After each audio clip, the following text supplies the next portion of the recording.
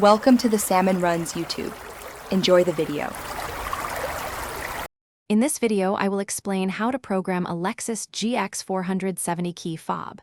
First, gather all your key fobs, both old and new, and make sure your vehicle's battery is fully charged.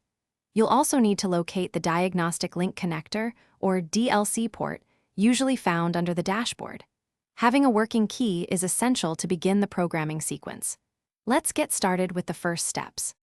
To enter programming mode, insert your working key into the ignition. Turn the key from on to OFF 5 times, then remove it. Next, press the lock button on your working key fob once. Now, open and close the driver's door 6 times. This sequence tells your Lexus GX470 that you're ready to add new key fobs. It's a precise process, so pay close attention to each step. With the vehicle in programming mode, insert your new, unprogrammed key fob into the ignition. Turn the ignition to on and then immediately to OFF. Now, press the lock button on this new key fob once. If you have more new key fobs to program, repeat this exact sequence for each one. The vehicle will confirm successful programming with a specific action, like locking and unlocking the doors. Once all your key fobs are programmed, remove them from the ignition. Make sure all vehicle doors are closed securely.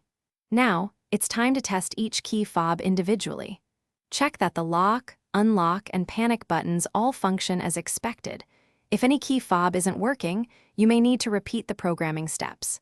Congratulations, you've successfully programmed your Lexus GX470 key fobs. Thanks for watching. Consider subscribing if we helped you.